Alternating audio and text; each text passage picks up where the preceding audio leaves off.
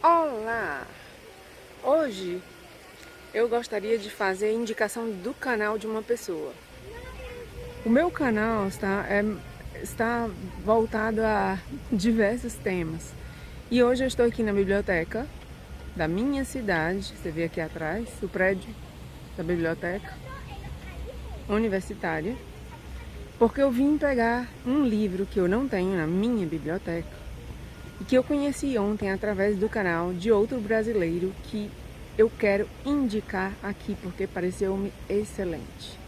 E é o canal de um jovem cearense como eu, chamado Matheus Tiburcio. O canal do Matheus chama Sic et Non. Vou colocar aí debaixo da descrição do vídeo como se escreve realmente para que possa ser facilmente encontrado no YouTube. Eu estava escutando um dos vídeos dele sobre sua formação. É um menino de uma formação excepcional para o Brasil. A mim me pareceu isso. E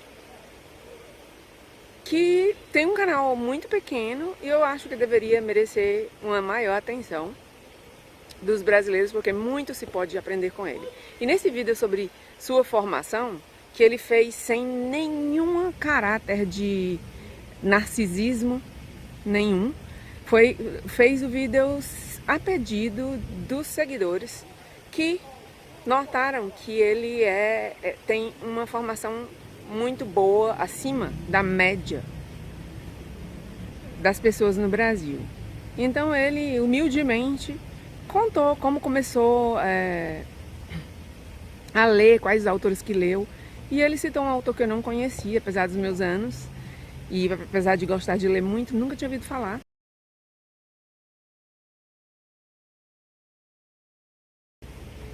E hoje decidi vir à biblioteca pegá-lo porque em casa eu não tinha este livro. E é um livro que se encaixa dentro da tradição ocultista, digamos assim, pela qual eu ultimamente estou interessada e a qual eu cheguei através da própria política mundial, geopolítica mundial. Hoje a gente vê pessoas que falam sobre política nos Estados Unidos sublinhando muito o gosto esotérico de pessoas da elite chamada, os Deep State. Tem muita coisa aí de ocultismo, de gnose e tudo mais. E esse assunto é um assunto realmente que agora está me interessando, que eu jamais antes tinha tido nem a mais pálida ideia de que essas coisas eram de tanta importância, pelo menos conhecê-las para saber por que em pleno século XXI está havendo um revival, um renascimento dessas coisas, ocultismo, gnose, esses assuntos. Então, o livro que eu peguei, não sei nem se vou ler, mas eu sou assim, quando eu escuto falar de algum autor que me parece importante e que eu nunca tive, cujos livros eu jamais tive entre mãos, mesmo que eu não tenha nem o tempo, nem as condições de ler, eu vou a uma biblioteca buscá-lo para, pelo menos, ler alguma coisa, uma introdução, pegar no livro, senti-lo, vê-lo e ter uma mínima referência sobre o autor e a obra. Então, o livro que eu conheci através do canal do Matheus foi este aqui. Na verdade, Matheus Tiburcio, naquele vídeo dele que eu cheguei a ver e através do qual eu conheci esse autor, Gustavo Meyrink, ele não fez menção especificamente de nenhum livro, pelo menos não que eu me lembre. Então eu não posso dizer que essa foi uma indicação específica, este livro, o Golem, El Golem, do Matheus Tiburcio. Eu considero que foi através dele que conheci o autor. E o livro fui eu que escolhi pegar este e não outro na biblioteca. Só esse esclarecimento que eu acho muito importante. Pena que a minha câmera não tem a capacidade de câmeras mais novas de mostrar o título as letras, né, de um livro que você apresenta bem direitinho aqui, então eu vou ter que ler o El Golem, o Golem, de Gustav Meyrink. Então aqui, Matheus, foi através de você que eu conheci esse autor, pelo que eu agradeço, porque amplia meu conhecimento, e principalmente nesse momento em que eu estou interessado sobre o assunto do ocultismo e de toda a filosofia que pode se chamar de irracional, em um certo aspecto. Talvez eu abunde mais nesse tema para explicar porque eu estou dizendo isso. Então aqui, vou ler a contracapa do livro. O Golem é um fantasma, um monstro legendário ou seu próprio duplo, querido leitor? Este outro eu fantasmagórico, monstruoso, que você oculta, mas que está aí em seu subconsciente, em seus sonhos. Gustav Meyrink, grande cabalista. Parêntese. Nos Estados Unidos, os americanos que se interessam pelo tema da política atual chamam muito de cabalistas, cabal,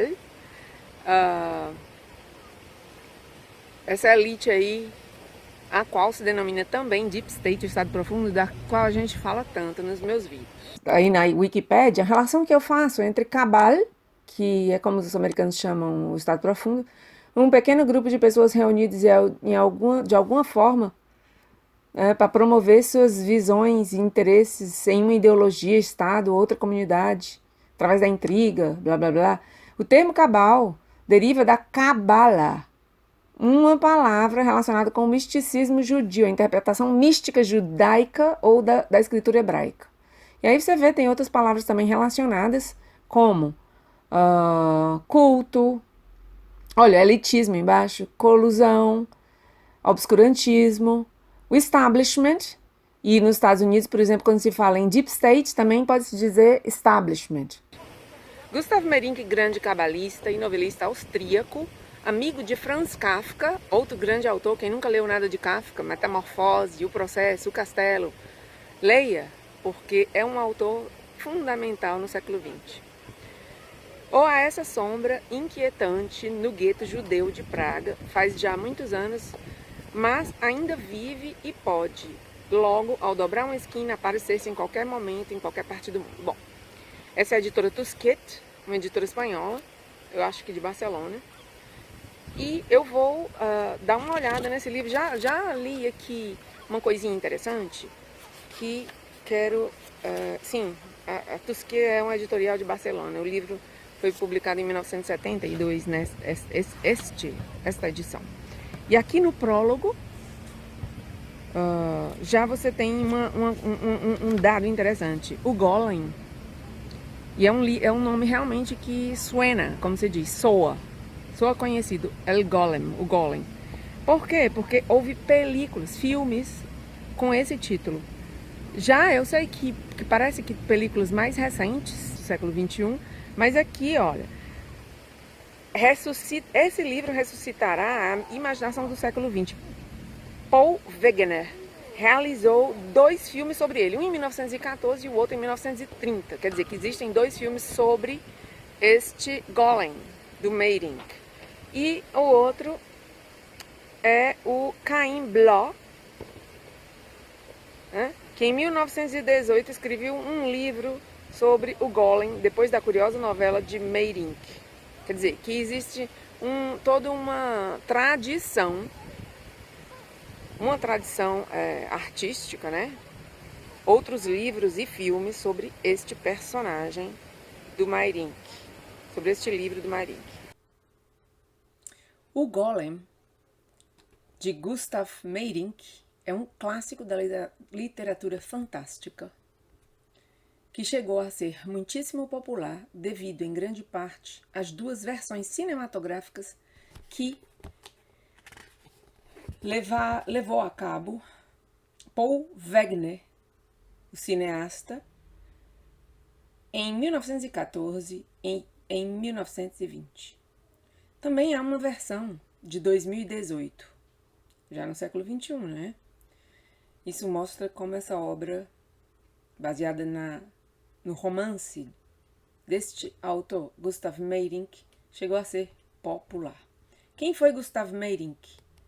Veio ao mundo em Viena no ano de 1868.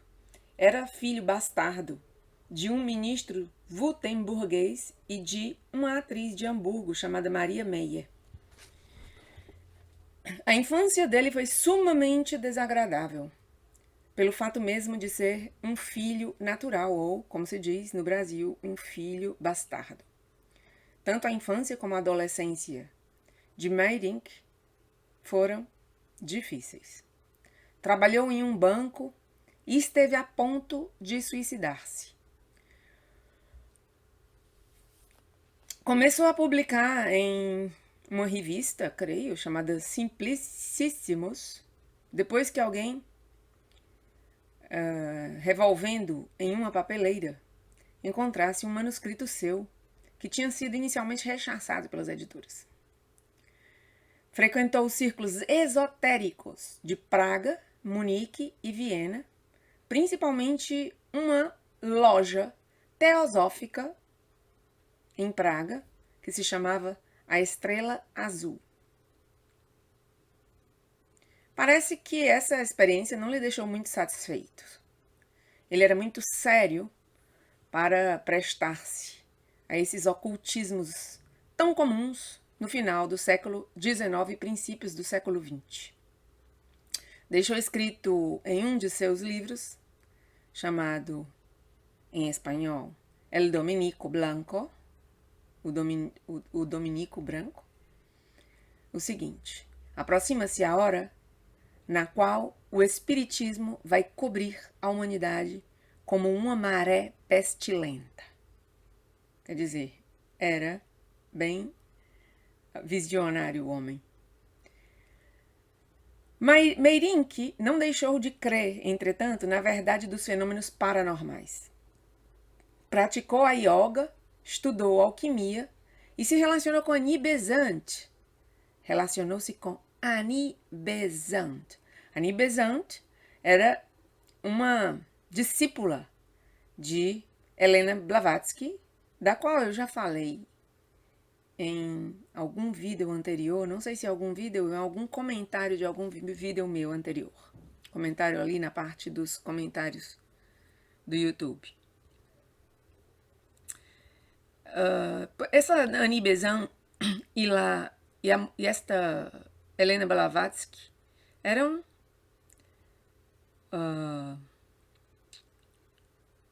da Sociedade Teosófica. Por seu biógrafo Eduard Frank, sabe-se que ele possuía a faculdade de visitar a alma enquanto dormia. A seus amigos, residentes a centenas de quilômetros da cidade em que habitava, também ele aparecia.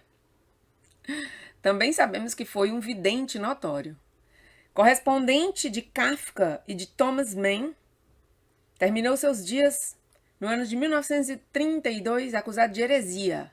Seu nome estava entre as primeiras listas negras dos nazistas. A busca da lucidez que sempre o perseguiu não lhe abandonou nem no momento de sua morte. Quis morrer com os olhos abertos, sentado em uma poltrona diante de uma janela orientada ao oeste, por onde ascendia soberbo o sol. O que eu acabo de ler são trechos da introdução do prólogo deste livro de Gustav Meyrink El Golem, por Juan de Segarra, que foi quem foi convidado para fazer o prólogo desta obra, nesta edição da editora Tusquet, 1972. Outro livro que eu aproveitei a ocasião para pegar aqui foi este aqui, O Império Cázaro e Sua Herança, que é como o tradutor intitulou esta obra de Arthur Koestler. Sobre Arthur Koestler, eu já havia falado em um vídeo anterior, quando tratei o tema do comunismo. Acho que no primeiro vídeo que eu falei sobre comunismo e o Congresso do Partido Comunista da União Soviética. E o título original deste livro é The 13th Tribe, a 13ª tribo.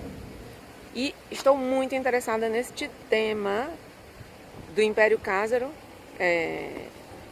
porque é também um assunto de relevância contemporânea, também nesses mesmos meios das geopolítica mundial, Israel e tudo mais. É um livro que causou uma polêmica tremenda. O autor previu a existência desta polêmica, tanto que fez, ao final, um capítulo